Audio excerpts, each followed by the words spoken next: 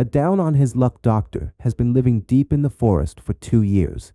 He's aware that a pandemic is raging worldwide, but he doesn't know that the world has essentially ended and that most of humanity is dead. As a result, he stays isolated while the government is specifically after his blood to supposedly develop a cure. Unfortunately, they need his blood for something entirely different. What exactly is going on? Why is the government doing this? And what do they really want? We'll uncover all the details by the end of the video.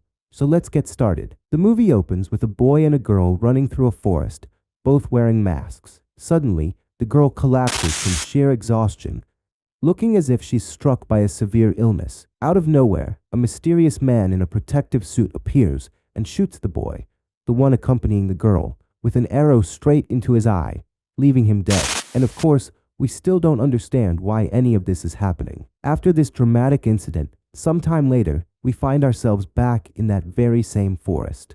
Right then, before we get any further, let me ask you, have you hit like and left a comment yet? No? Come on, drop us a red heart and let's jump right into the video. We learn that a dangerous disease, a virus, is spreading all over the world, and because of it, the world as we know it has collapsed. Nothing is really known about this virus, except that it infects people via contact with mosquitoes and other insects, and that anyone who gets infected dies instantly. Supposedly, the government has implemented a system called the extermination system. This system forces everyone to stay indoors, while drones constantly monitor them and deliver whatever food and water they need. However, if anyone steps outside or strays too far from their designated spot, those very drones will kill them. It may sound a bit odd, but the government set up this harsh system in an effort to control the virus's insanely rapid spread that wiped out most of the world. Now, we shift our focus to a small house in this forest, where a man named David Baldwin lives. We see David on a video call with his fiancée, Sam. They're chatting away. From their conversation, we learn that Sam is working with the government to develop a cure for this widespread virus. Moreover, David is expected to help out by sending them his blood. Apparently, Sam has told him that even though he's infected, he hasn't died, so he must keep providing her with his blood so that she can eventually discover a cure. Sam even promises him that she'll find the cure soon and that they'll be reunited. And that's the setup. 2 years pass, and we find that David is still living alone in his house, while Sam still hasn't found any cure for the virus, whose exact symptoms even David isn't quite sure about. We then get a glimpse into David's daily routine. Every morning, he wakes up to the blaring sound of multiple alarms in his house and starts his workout. After that, he draws blood from himself and heads out to drop off his blood bags at a designated spot where a drone is expected to pick them up and deliver them to Sam. Supposedly, someone has arranged for food to be left for him so that he always has something to eat and can stay alive. Despite his routine, we see that David often tries to reach out to Sam during his free time, but he's been failing for a while now. His isolation and inability to leave the house at night for fear of getting infected have plunged him into deep depression. And if that wasn't enough, there's also a mysterious figure in a protective suit who seems to be watching David at all times, and we have no idea who this person is. In his loneliness, David frequently picks up his landline phone and dials random numbers, hoping that someone will answer so he won't feel completely alone in the world. One day, someone finally does answer, but before David can really engage with the caller, he hears a distinctive sound coming from his computer, alerting him that Sam is about to get in touch. Forced to hang up, he rushes to answer Sam's call, only for the connection to fail and the mysterious caller to vanish into nothingness. Later on, David ends up sleeping in front of his computer, constantly dreaming of Sam. When he wakes up, he finds that Sam had been on a call with him via the computer, as if she had been monitoring him. The moment David tries to speak, Sam abruptly hangs up and disappears from the screen. Confused and uneasy, he begins to sense that something isn't right. David then resumes his everyday routine. He goes out to drop off his blood bag and pick up his food, only to find that this time the food consists solely of protein, vegetarian protein to boot, which he refuses to eat. Annoyed, he talks to the drone that's watching him, demanding vegetarian food. Otherwise, he won't deliver his blood. True to his word, he collects his blood and heads back home. At that moment, Sam contacts him again. She informs him that she's made a deal with some extremely dangerous people. They plan to take his blood and manufacture a cure. She warns him that if he doesn't stick to the agreement, they will kill both him and her. Sam instructs him to leave a dose of his blood at her designated spot, and despite his frustration, David reluctantly agrees. Not long after, David grabs his landline phone once more and tries calling the mysterious person from before. This time, the caller answers, introducing himself as Toad. Toad explains that he's living alone in a city where nearly everyone was infected and died. He tells David that the government has dispatched drones loaded with a gas, referred to as Sam gas, intended to kill everyone, effectively erasing any hope of a comeback. Toad, however, was protected by a mask covering his face.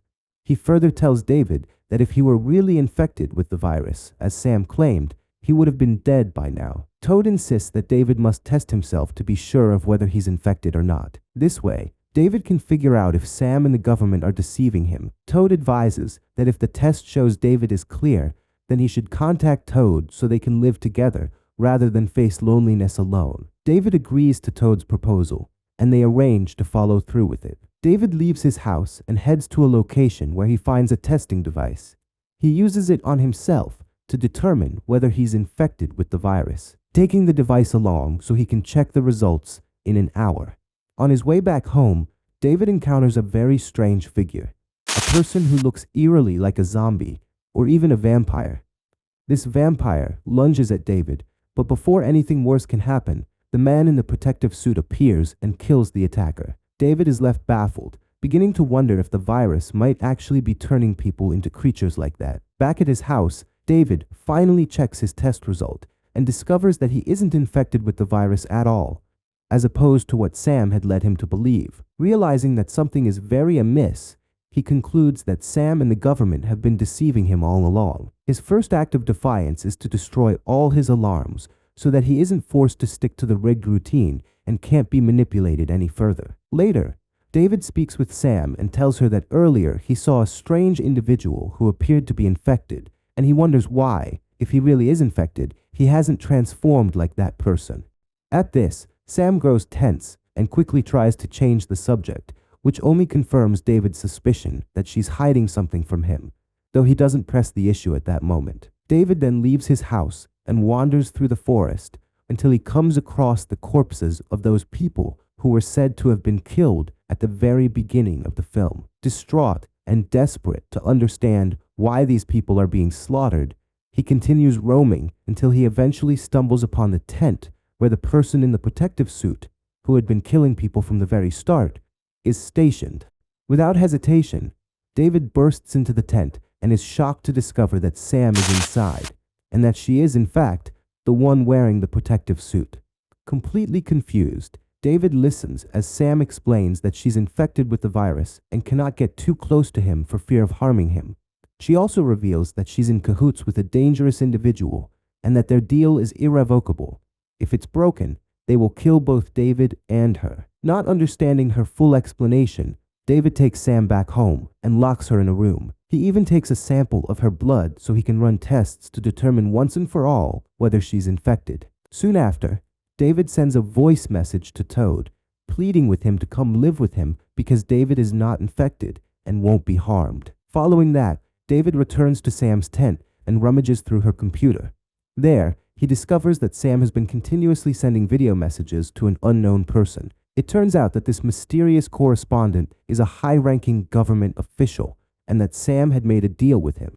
As the plot thickens, we learn that the virus transforming the world is one that turns people into vampires. Both Sam and the government man are infected with it. So what did they do? They captured poor David, locked him up, and forced him to send them his blood under the pretense of helping to discover a cure. In reality, the blood was meant for Sam and the government official, who, being vampires, require blood to survive. Sam's role was to eliminate anyone who might get too close to David and uncover the truth about what's really happening in the world, a secret that she had managed to keep hidden, if not for David's discovery. David eventually realizes that Sam was involved from the very beginning. Initially, she truly wanted to develop a cure, but when things went awry, she became confused. The government man she had struck a deal with then forced her into this grim situation, threatening to kill both her and David using the drones if she didn't comply. Naturally, David is utterly shocked by everything he's uncovered. In desperation, he tries to contact the mysterious government official via video call, asking him to honor the deal. However, the man never responds. Instead, a single message appears on David's screen. The agreement has been cancelled. Suddenly, a drone appears overhead. It starts up and releases a deadly gas directly onto David. Quick on his feet, David dons a mask and manages to avoid harm. He even takes some of his own blood and escapes the area. Not long after, David returns to Sam, the same Sam he had locked up, and frees her. To his horror, he discovers that Sam is now fully transformed into a vampire, a consequence of not having had blood for a while. In her new state, she aggressively tries to attack and kill him. David, reacting quickly, opens a window to let in sunlight, since, as we know, the sun is lethal to vampires. Forced into hiding, Sam retreats to a part of the house devoid of sunlight. David desperately tries to draw blood from himself to offer her as a substitute, but before he can manage it, Sam attacks him again, biting him and infecting him with the virus that will eventually turn him into a vampire. Meanwhile, Sam escapes from the house, allowing the sun to scorch her. In one of the most heartbreaking scenes imaginable, she dies as the sunlight burns her away. Even though David was also out in the sun like her, he remains unharmed for now, since the virus hasn't fully taken over him yet. Desperate to recover, David rushes to Sam's tent where some of his blood is stored. He drinks this blood in a bid to restore his strength. However, after some time, David grows tired of this miserable existence. In a final act of despair, he digs a grave for himself, throws his body in, and allows the sun to burn him to death. But just before David succumbs entirely to the sun's blaze, he spots a drone arriving with someone on board. A short while later, we see that the person stepping out of the drone is none other than Toad, the very man who had been in contact with David earlier. Toad enters David's house in search of him, but David is nowhere to be found. Instead, Toad discovers David's computer, and at that moment, David appears on a video call. David explains that he's a government doctor and promises that they will send a drone every day to collect a bag of his blood so that he can continue working on a cure. Poor Toad, unaware of David's lies, that David has in fact made a secret deal with the same government official as Sam did, agrees to the arrangement. In reality, David and his accomplice plan to use Toad's blood to sustain themselves, all the while keeping Toad in the dark with the illusion that they're working on a cure, just as they did with David for more than 2 years. And with that, the film comes to an end. I hope you enjoyed it. That's all. Goodbye.